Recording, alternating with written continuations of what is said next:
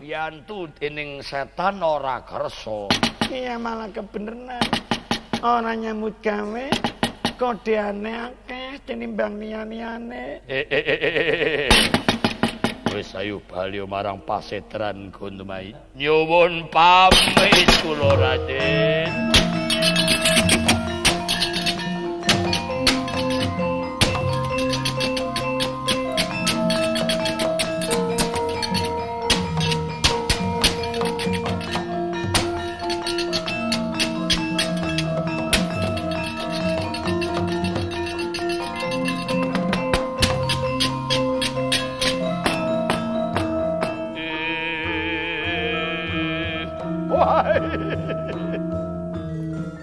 Arine pun Kakang Brajalamatan. Wonten banget iku Kakang Brajamusti. Kadang-kadang ratu supaya para kandhek iki wis ning tapal watesing kutha Pringgendani. Nggih.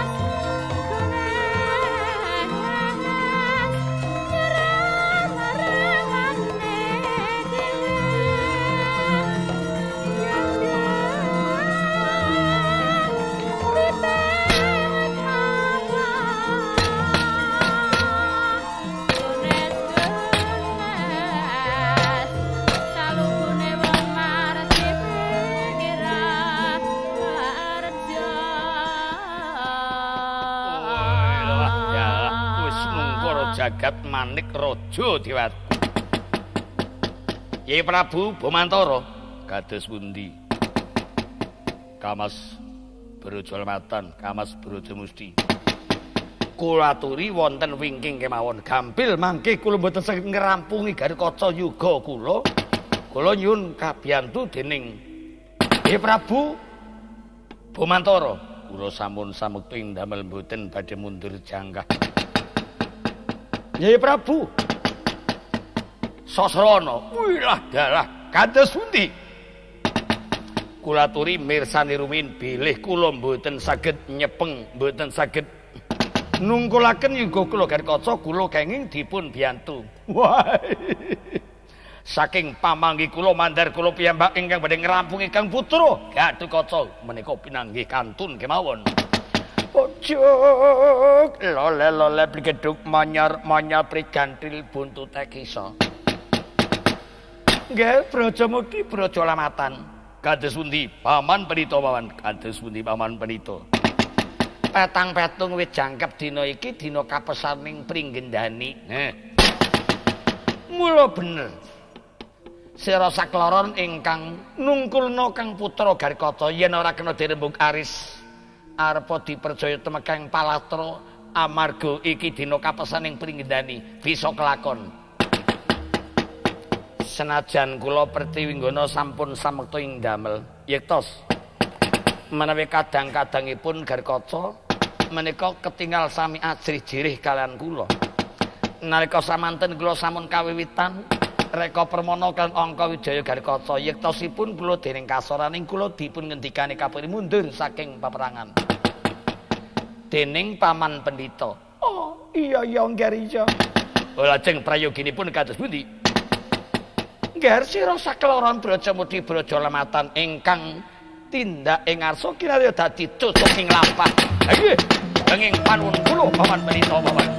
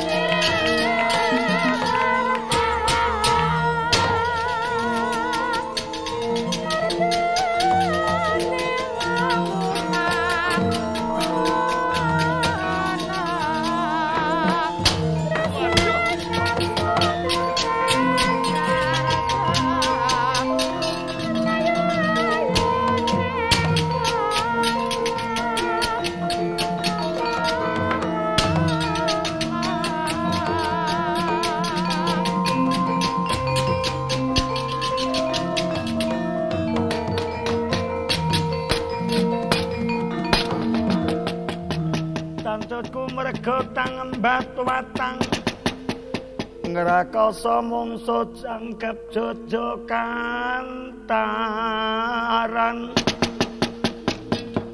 kantaran bau sayakti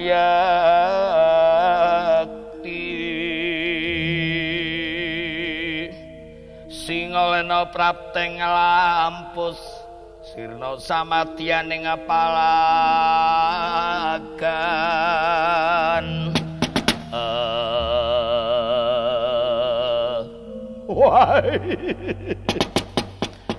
metuk mring pun paman Kaki Prabu Garkaca putraku ingkang ndak tresnani kula nuninggi Paman Brajamudi Twin Brajalamatan kepriye karepmu Garkaca sawise ngerti kekuatanipun paman ingkang sakelangkung gedhe sawangen nggih Kaki Prabu Anom para menggalening ayuda piandelku ki wis ora sithik cacahe priksani mambak kaya samudra surut golek menang kuwi menang saka ngendi dalane yen kowe ngarepno menang wah ngejaba saka kuwi mbok kok pikir sing kanthi wening nger Kaki Prabu Garkaca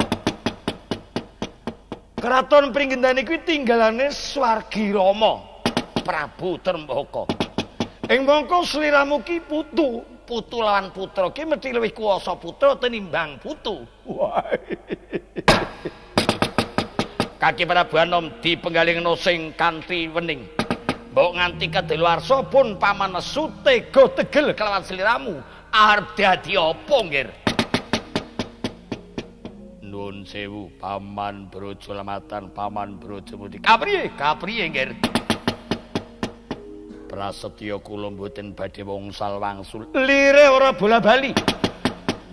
Menawi Garkaca tasih gesang Kraton Pringgendani mboten kelampah dipun ratuni dening Sintana kemawon. Mila ingkang menika Paman menawi kersa Paman kula aturi manunggal kados ing uni sareng-sareng anjagi negari tilaranipun Eyang Swargi Prabu Trembaka. Keparat Gatotkaca Paman Brajalamatan. Wah, lomoh diman kuwi. Sing arep kanggo piandel ki apa durung ana kowe wis ana aku. Kuwasa ndi putu lawan putraku Putra Rama Prabu Trembaka Swargi kowe rak putu. Kuwasamu ki modho-modho aku pamanmu. Mbok manuta. Ora dadi ratuning Pringgendani kowe ndak kepenakake nggih kowe tak kepenakake tak mulyakake uripmu. Ora usah melu menggalihna negara, maju mundur ing negara aneng tanganku. becik kowe mung butuhe urip mulya kepenak, ora dadi ratu kowe tak kepenakake kowe. Paman Brajalamatan, Paman Brajamudi. Kapriye? Mboten badhe matur wong salwangsul. Menawi paman ngersakaken dados ratu wonten ing kraton pringindani sumangga kula aturi nyirnakaken kula. Keparat. Ora kena dirembuk Aris.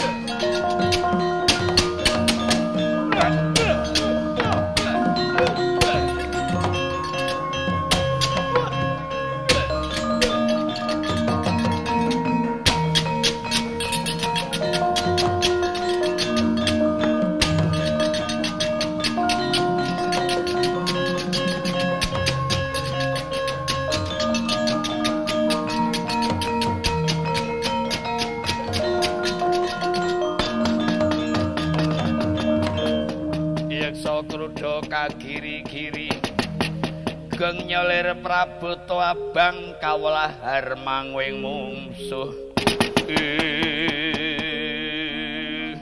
Wah. Gathotkaca Paman Brajalamatan kersane kapriye? Wah. Esing nganggo tata krama dadak nyembah barang ning nungkak dodo sagelemu. Ngerti kowe wani lawan aku tegel karo kowe. Gegat siungipun Paman Mawadaya upas sutra kemanden. Ora lebur kumur-kumur ngajar napa.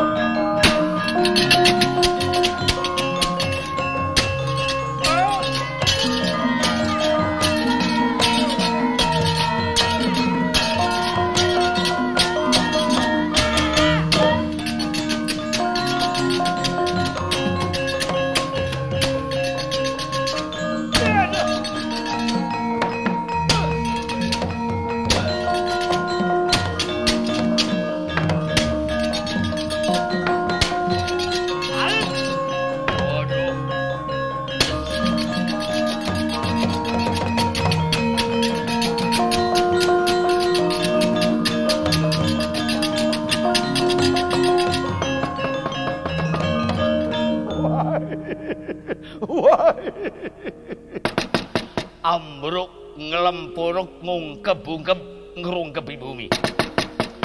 Padha sanalika ora duwe daya ora duwe bebayu kowe Garukaca. Aku ngerti siungku ora tedas marang daging kulitmu. Apa maneh pasah gentel kulitmu ora ning mandening wisaku sutra kemanden. Mosok ora kelakon dadi marganing patimu. Karepmu kepriye? Paman Brajalamatan piye? Aja tanggung-tanggung Paman, aja mung digawe kaya ngene mbok paten ngono wae. Aku durung arep mateni kowe, aku durung tegel karo kowe. Lah tibane wisa sutra kemanden saka gemesing atiku kok ora kena dirembug Aris. Paman Brajalamatan yen Garukaca durung mati masa kelakon. Paman Brajalamatan dadi ratu ning pringgendane Sibawati jenengan.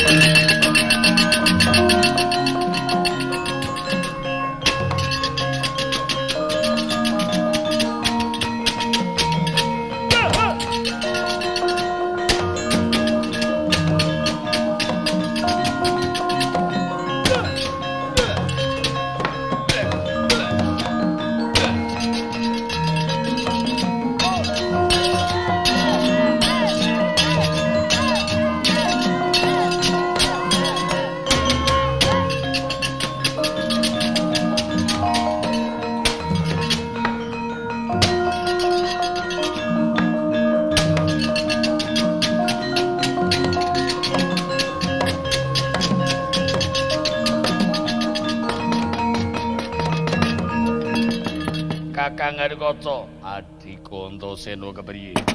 Wah, aku ora sononto Kakang. Kakang wis ora duwe tenaga, ora duwe bayu. Kena dayaning upas sutra kemanden aku ngerti. Senajan to ibu mau dawuh ora kena nandingi Bradamurti Brajalamatan. Nanging nyatane Kakang Harikaca ora kuat.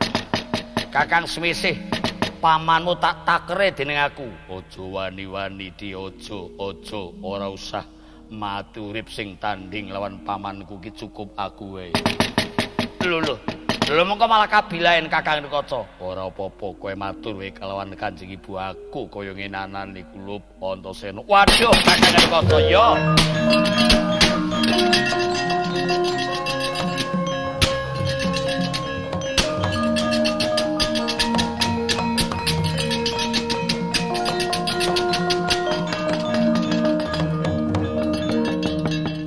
Kakang Harikaca ora nyerantani. Dadak matur lawan ibu ki kepriye lho Kakang Harikaca ora duwe tenaga lan bayu.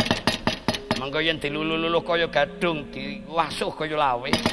Ora dadi srana pati nanging rusak ragane Kakang Harikaca.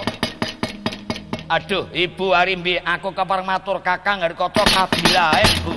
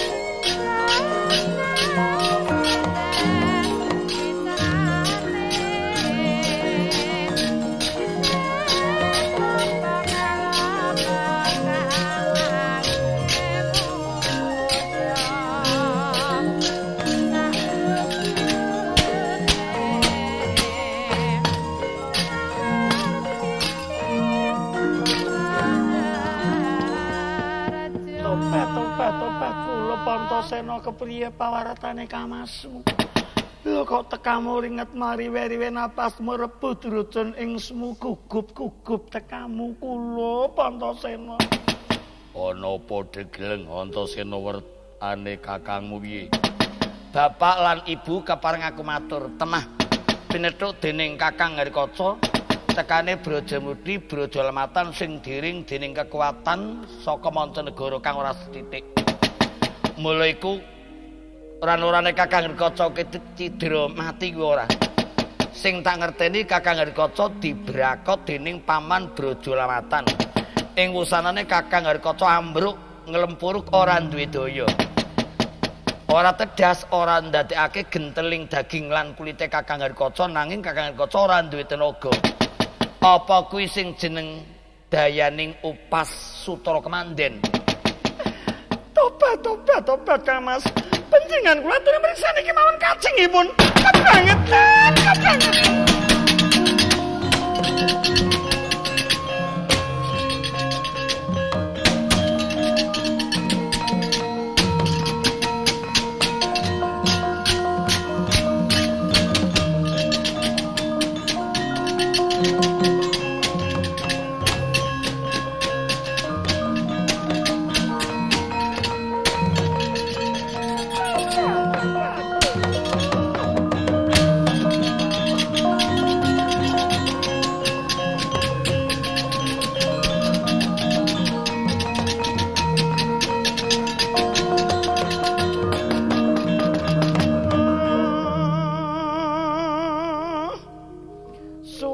Surem Dewangkara kengking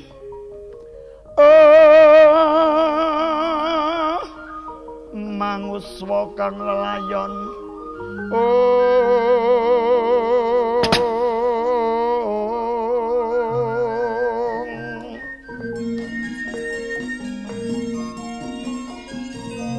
Dinyo ilang memanise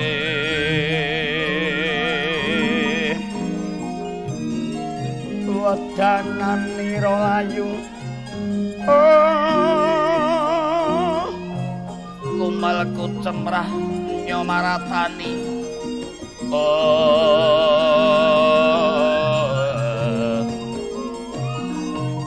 Marang saliranipun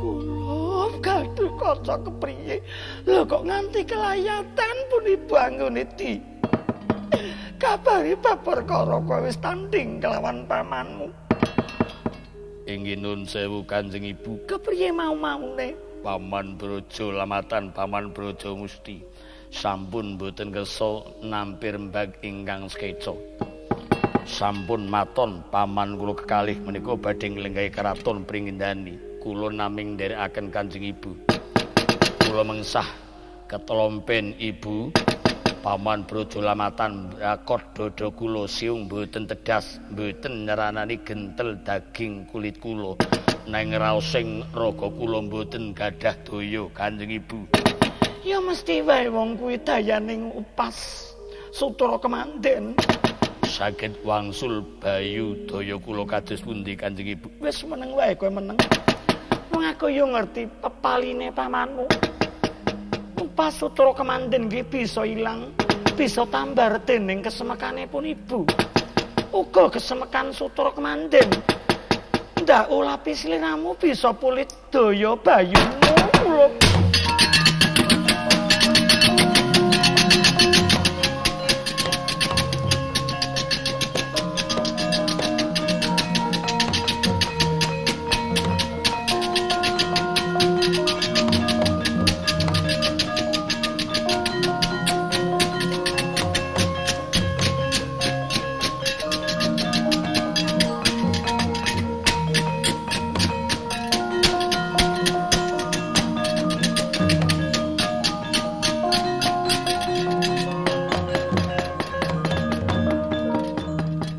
Dodo muntab lir kentap kemejot padoning lati jajabang mawinga-winga wengis netra kocak mangondara andir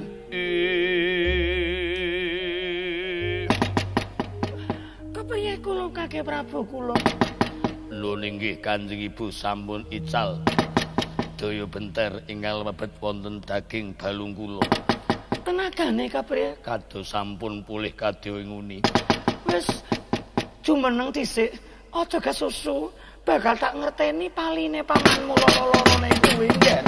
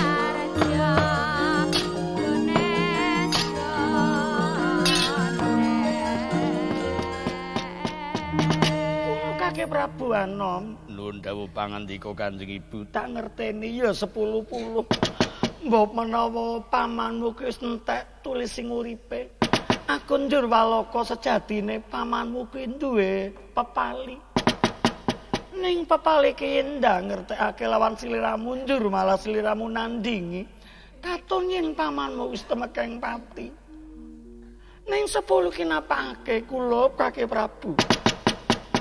Arpa Brajamusti Braja Lamatan kuwi pamanmu dhewe ning nyata kuwi bakal gawe sukertaning kraton Pringgendani. Jejibaning ratu kudu gawe tata tentreming praja kerta rayuning negara. Cuplakan denganane, cuplakan dengandeng lakumu. Arpa kuwi paman, arpa kuwi pepundhenmu 10 kuwi bakal gawe pangontran-ontranan ing negara. Mula yo ditegelake wae ya kula Kakek Prabu. Kados pundi kula naming nderek kersanipun Kanjeng Ibu. Perkara mengko-mengkone mangsa padha asal sliramu tak ngerteni. Pamanmu ki duwe pepalianing manik. Aning sak tengah-tengahing janggane manik sing gedhe sakmono kae. Nanging kowe ora bakal tedas marang tapak paluning pandhesesaning Grenda. Bakal tedas dening siungmu dhewe. Waduh Kanjeng Ibu. Iya. Lajeng lampah kula kados pundi? Dibrakot dicokot wae manike pamanmu. Semono kula ku arep teka karo pamanmu ya masa puduwa. Ora ya masa puduwa. Ning yo kaya ngono arep paman arep kaya ngapa gawe ontran-ontranan negara. Yen kowe ora bisa nentremake negara jeneng kowe dudu ratu. Masa puduwa kula Kakek Prabu, kula Kakek Prabu. Ndak restone aku tak semisi aku ora tegil ora ni. Mentala yen menawa ku arep teka karo pamanmu. Nalika samana Raden Garikaca atur nyembah ingkang Ibu Arimbi. Jumangka Raden Garikaca badhe majeng wonten ing palagan ing semu sampun ketingal mayitipun ingkang paman kekalih.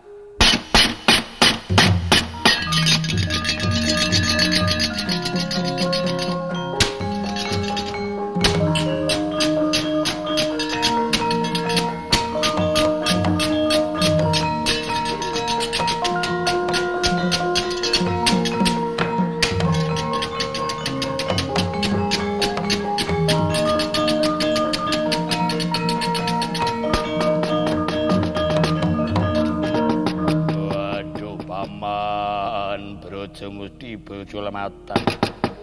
Kepriye apa aku arep tega karo pamanku nyata pangandikan ibu kaya-kaya sora analisir. Nembe jumangkah telung tindak kaya wis katon sedane pamanku kekalih. Wah, ning aku ora kena sejangkah nulis setindak kendel.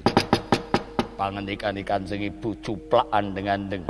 Senajan kuwi pamanku dhewe nanging bakal gawe sukertaning negara. Bakal gawe pangontran-ontran. Gawe cintrakaning kula Pringgendani. Aku wajib ngrungkebi bumi Pringgendani tinggalane kakiku Swargi Prabu Trembaka. Aman nun pamit kula badhe nyirnakaken paman kekalih.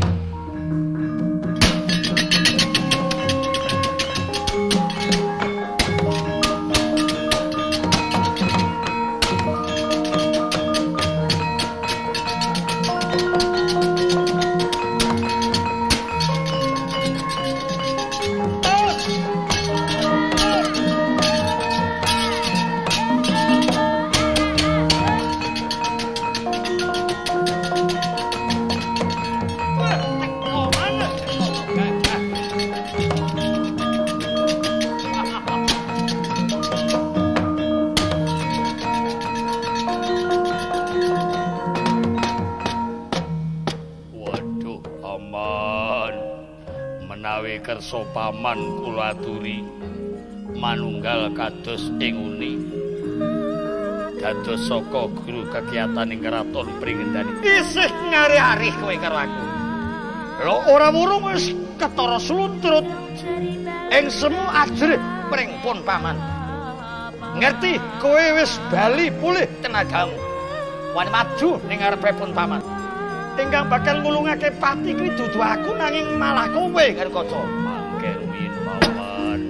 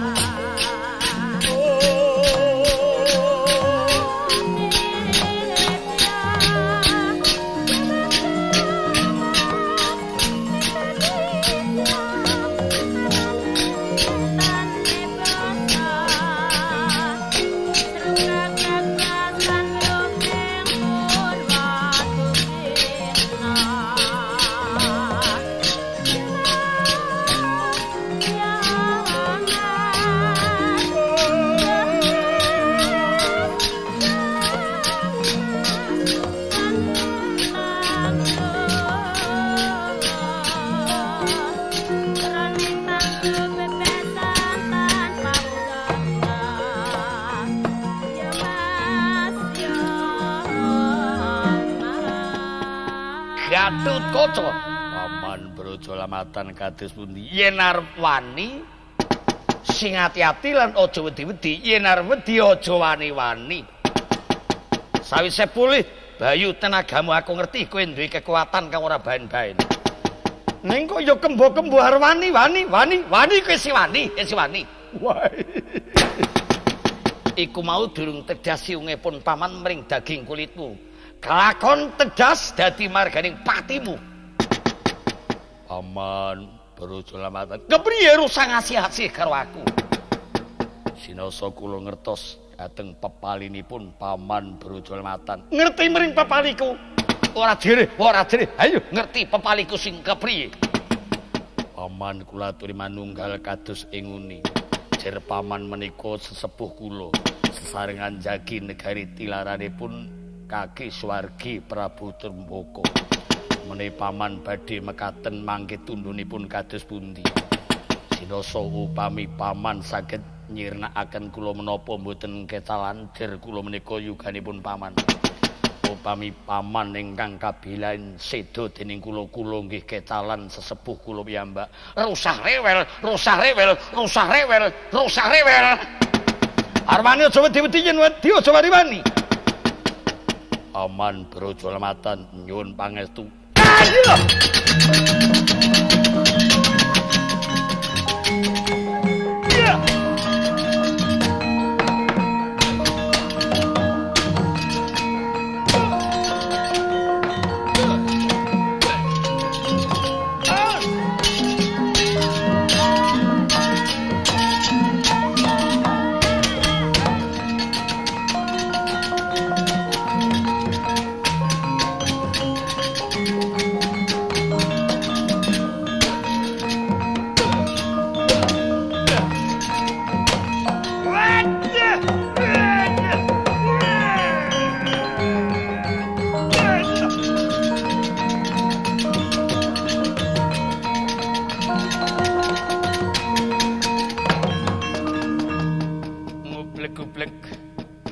Kados Gupala Raden Kerkaca netra meleng-meleng mboten kemedhep.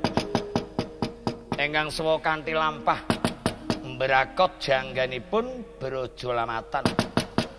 Manik remuk padha saknalika nglumbarah nderbabah langap-langap tutuke Brajalamatan.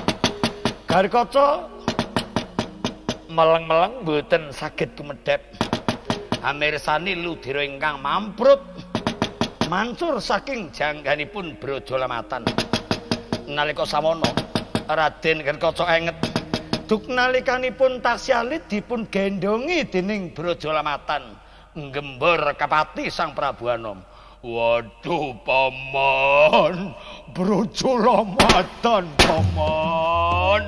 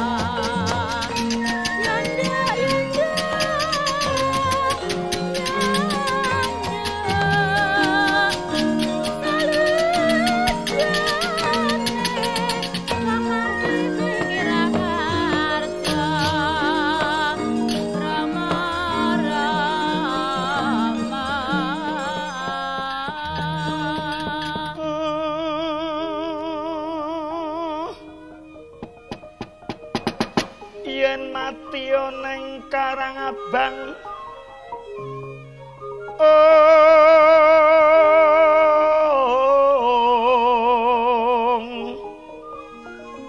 tinagi utang pepati lodira kang nyembur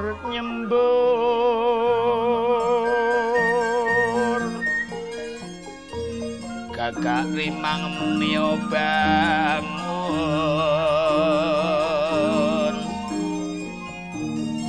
eka siji dwi watak nunggal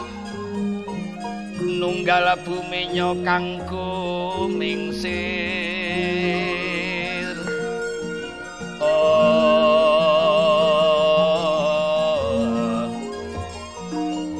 yaiku pepeting ngantaka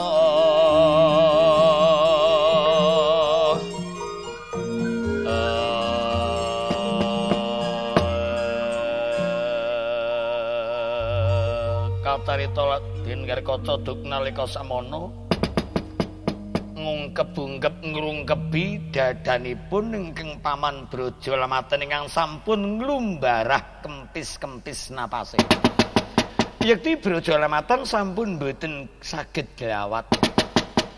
Nalika samono Raden Garkaca engeduk nalikanipun tasih alit ingkang ngrimat Brajalamatan ingkang gendong mondong nggih Brajalamatan ing semu keduung Sang Prabu Anama. Duk nalika sakmono wonten swanten. Waduh kulup Garkaca iya kulup. Wis aku lilakno wae kulup, aku tekakno wae kulup. Sing luput ki dudu sliramu, sing luput ki aku sejatine. Waduh wis kulup, aku rilakno wae. Amarga aku putung conggo menculat manika aku ora bisa urip suwe yo. Nanging ngertekake kulup Kaki Prabu Anama. Sedilongkas aku bakal ilang ragaku. Ningko aja semang aja semelang.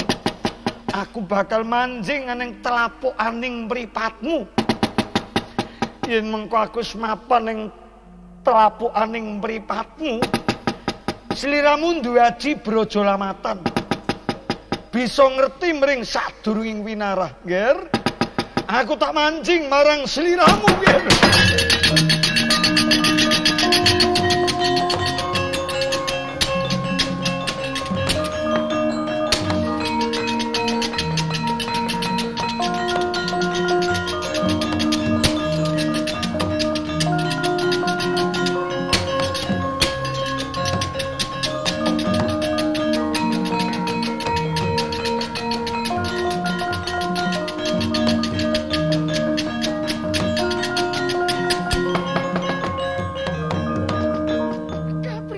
Kaki Prabu. Aduh kados pundi malih Kanjeng Ibu. Paman Brajalamatan sirna kula nderek kersanipun Kanjeng Ibu kula wau. Kula mbrakot jangganipun Paman Brajalamatan manik ngantos menculat. Ing wusana Ibu ngaturi prisa. Paman Brajalamatan ical kalian raganipun kanthi wangsit badhe manjing wonten ing telapukaning mripat kula. Dipun wanti-wanti kula kedunungan paman kula ateges kula andharbe aji Brajalamatan katiyasanipun kula saged ngertos sadèrèng winarah. Lah kuwi kaya ngono malah syukur kae kepriye njur pamanmu Brajamudi kirane kepriye kula mboten saged matur cobi kula panggih malih.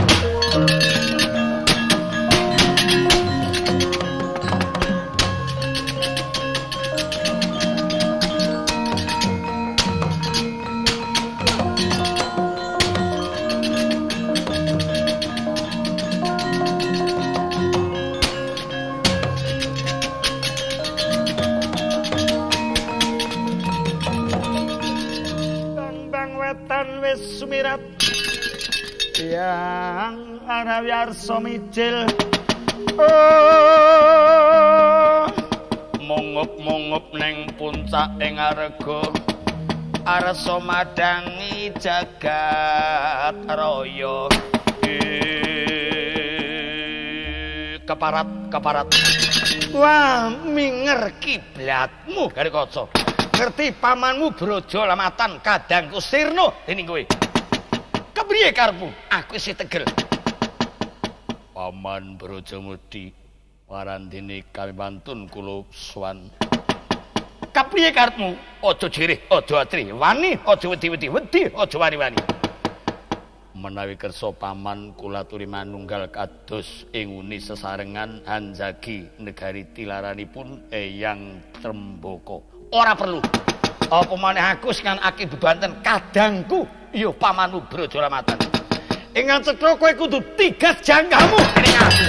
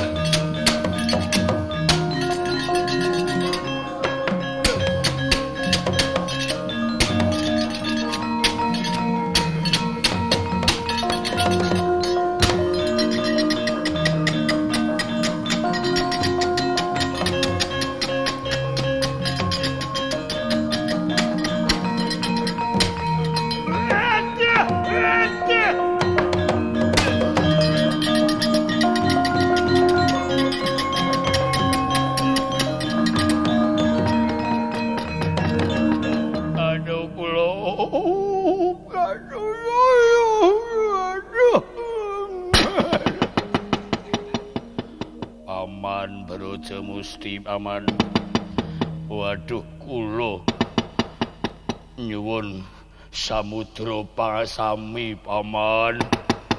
Kula wantun kalian paman awit paman badhe damel sukertaning keraton pringinani tilaranipun Eyang Suwargi. Kok ngerti? Manik menculat. Aduh kula kaki Prabu.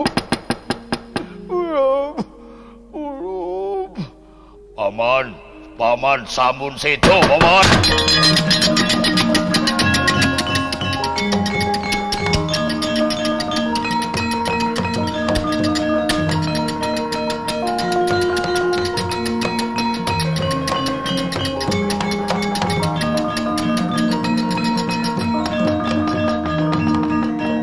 Nalika samana Raden Gatikaca nglumbarah Kantaka Madya Sirna. Kantaka reling madya tengah sira mati Raden Gatikaca semaput. Semau kengeten duk nalikanipun Raden Gatikaca rebut Kancing Senopati ing uni kalebet ingkang paman Brajamusti tumut dados nandhang cintraka kaprawasa dening Patih Maudara duk nalika samanten. Den luluh-luluh kaya gadung, den wasuh-wasuh kaya lawi. Brajamusti risak raganipun kaprawasa dening Maudara. Awrat-awratipun Brajamusti nglabeti ingkang putra Prabu Anom. Mugia saged pikantuk Kancing Senopati. Samanten ingetipun Sang Purbaya mila nguningani Brajamusti sampun mlirik netra tan kemedhek ambruk nglempuruk. Kesilir samirana ngrenjal enget Sang Purbaya.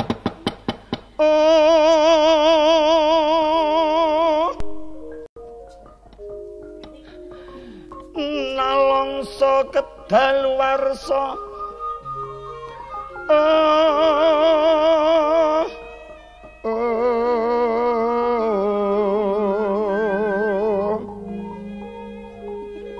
sesambater rantanan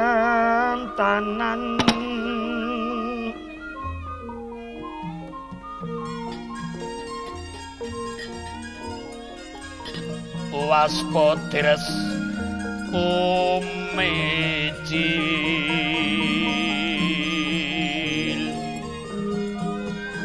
yen sirna sapa kang kelangan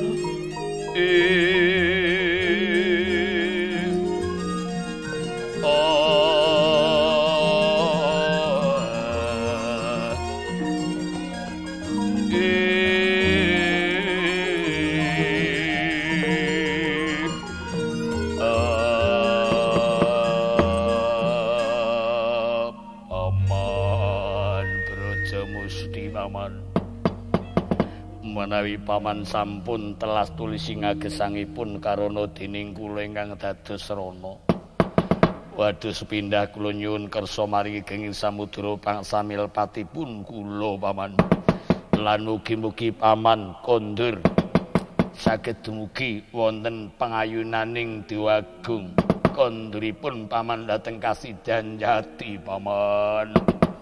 Nalika samana Brajamudi dening Sirna nulya wonten swanten kinarya wangsip. Waduh kula Gatotkaca kula.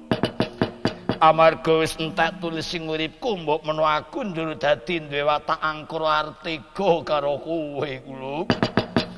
Ya wis aku ora kuat. Amarga maneka wis menculat. Kula Gatotkaca. Aku bakal nunut kemuliaanmu lan aku bakal uga njaga tinggalane Rama Swargi Trembaka. Astamu ulungna ing dhuwur. Aku tak manjing ning pekek-pekaning astamu tengen nger Kaki Prabu Anom. Yen to aku wis ilang manjing mring astamu, sliramu duwe aji Brajamusti. Ketempuh baya pekewuh kena kanggo piandel. Bisa motes ngerompes wesi geligen. Kula Gatotkaca aku tak manjing mring astamu.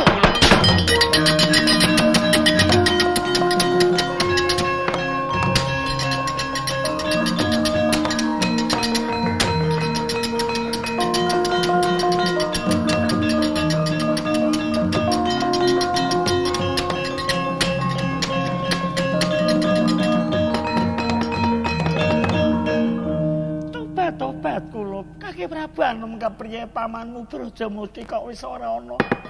Ngaturi uninga Kanjeng Ibu, paman Brajamusti sedo manjing dhateng asta kula tengen kanthi paring mawanti-wanti badhe nunut kemuliaan kula, badhe ugi tumut njagi negari tilaranipun Eyang Swargi Trembaka.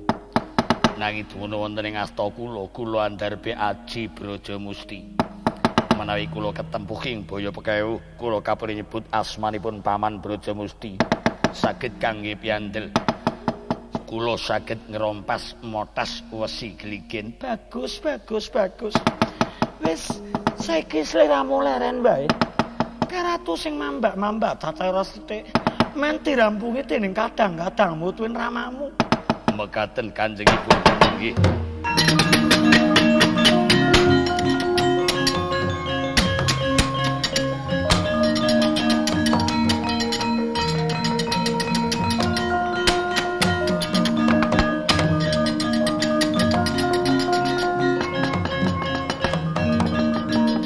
Kakang Bumantara, bola-bali Antasena kang merpeki aku saiki wis giliring Kalawanci. Yen kena tak aturi prisa aja gegayutan marang kedadian iki. Ora-orane Brajamusti Brajalamatan ngrusak negara pringgindene malah dadi kekuwatane Kakang Gatotkaca. Kakang Bumantara tak rembugaris.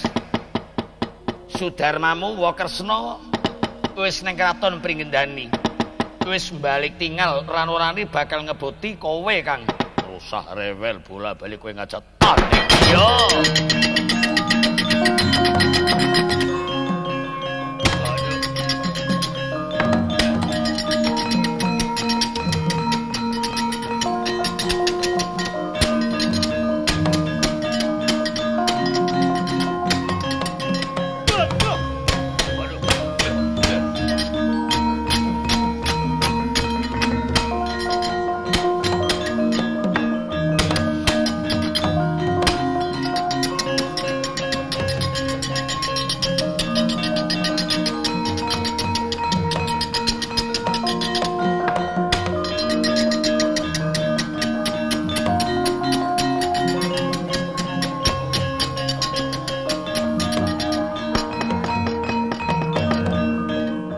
Kebangetan nger putra Prabu Bumantara kepriye?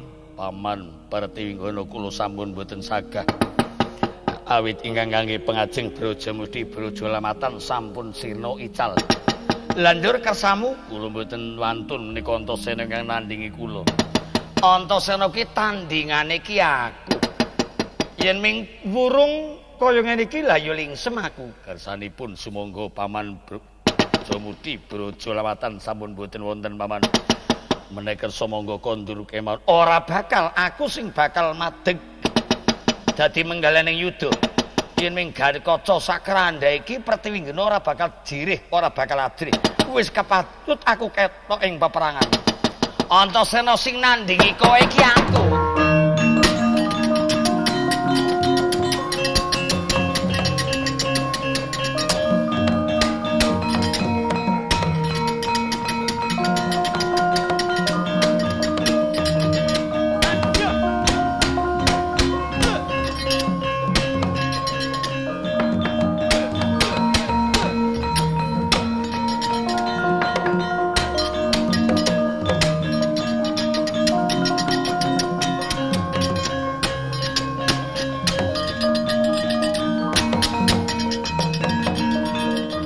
Paman Pendhita kados pundi? Lah ya wis kondur wae. Kondur. Wis ora sago petang-petungku padha ditinggal. Ayo swatama padha mundur wae swatama. Inggih monggo kula dherekaken, Bapak. Iya saya Werkudara kamasmu wis metang-tang. Ing semu bakal maju ning palagan. Kula ingkang badhe nerasaken. Ana Prabu Sasrawana kanjengipun kula ingkang badhe nerasaken rampung dening kula piyambak. Sinasa Werkudara badhe malang-malang, badhe kula putung rawe-rawe, badhe kula rantas dening kula.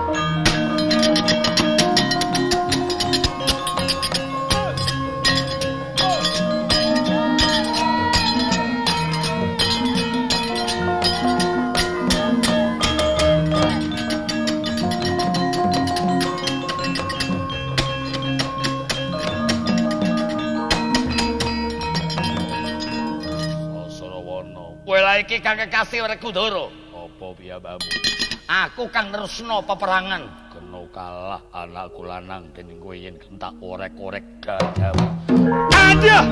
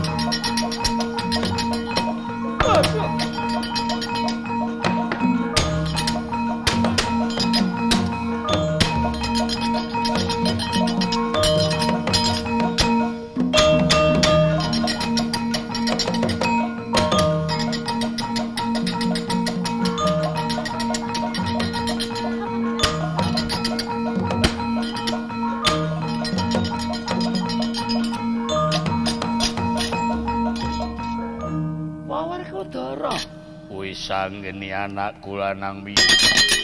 Wadyabala sing cacaras titik mawut kaya lembing kena ing tempaling bubar tangkar. Padha jireh adreh kelayan Werkudara. Karepmu kapriye? Nyata Kakang Harikaca malah tambah kadigdayane, tambah aji rong werna. Aji Brajalamatan katiyasane bisa nguningane miring sadurunge winarah. Angka kaping pindho Aji Brajamusti kena kanggo nugel ngrompas wesi gligen. Ngono kakangmu Garikaca kapriye karepmu? Kae wa Kresna ingkang yektine wis ndodho marang keluputane.